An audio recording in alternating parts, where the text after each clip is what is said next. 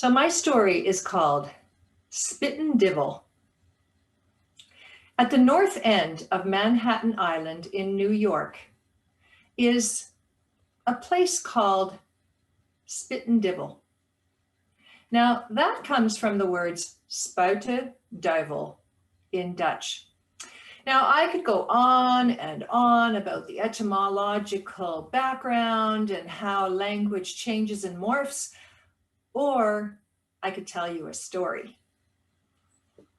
500 years ago, the Dutch purchased the settlement that they called New Amsterdam at the southern point of Manhattan Island for $24.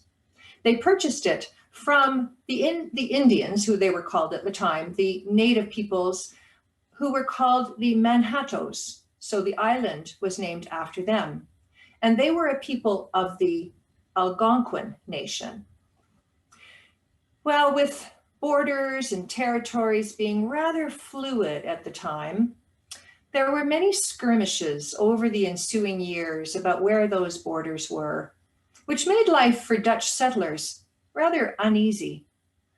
Of course, one could argue that the colonialism would necessarily bring uneasiness, and perhaps somewhat well-deserved, but I digress.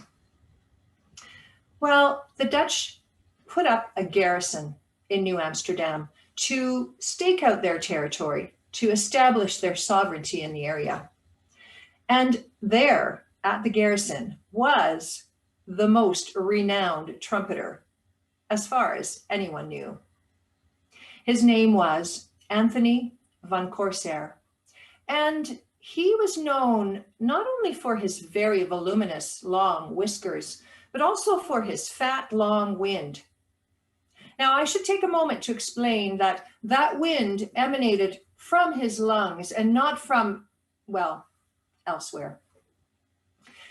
Now, he was very well known because, well, it was the governor himself, Wilhelmus Kieft was his name.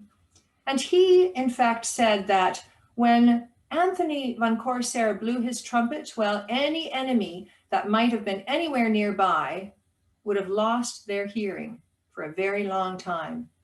He said that, in fact, the trumpeter was really the only garrison they needed on the whole Manhattan Island. It was the Director General of the settlement of New Amsterdam who also recognized the prowess of Anthony on his trumpet and made him his esquire. Now in 1664, this man, Peter van Stuyvesant, well, he heard that there was a British military expedition coming to take over his unassuming settlement of New Amsterdam. Immediately, he called for Anthony van Corsair to take his trumpet and ride out to all the villages along the Hudson River and make the call to war, the call to arms with his trumpet.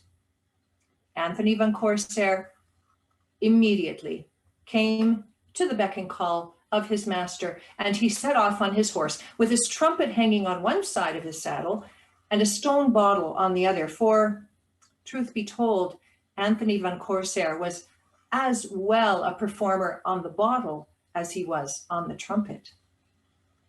Well, he rode off along the villages and blew his trumpet as he went, but then he got to the north end of Manhattan Island, and there the weather had become very stormy, and he needed a lift across the Harlem River, but there was no ferryman in sight. Well, Anthony van Corsair, he fumed up and down the shoreline for a time, and then he took a very long draught of liquid courage and decided to swim. He said, with great spirit and voluminous oaths, "Dan zal ik de beek zwemmen en spuiten de duivel," which means, then I'll just swim the stream and spite the devil. With his trumpet clutched in one hand, he plunged into the Harlem River.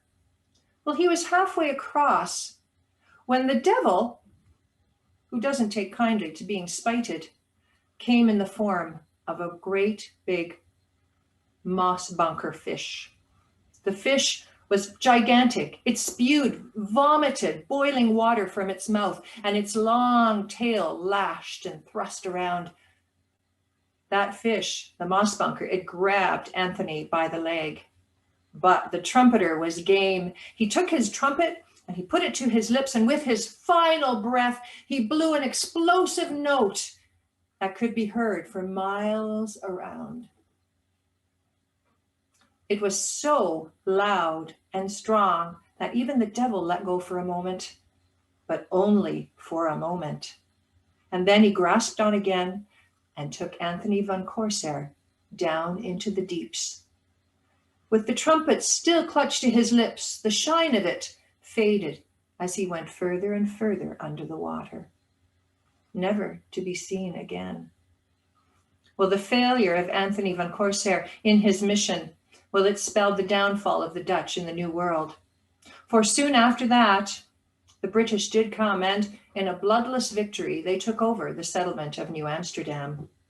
And soon after that, well, the flag flaunted over the ramparts of that St. George's Cross, in the exact place where Anthony had so often saluted the setting sun. And yet, the trumpeter was not silenced for good. For even to this day, the dwellers of the tenements in that area, they can still hear on a stormy night the long, mournful note from that trumpet sounding out over the rushing water of what has been renamed Spuyten Duyvel, or Spuyten Duyvel Creek.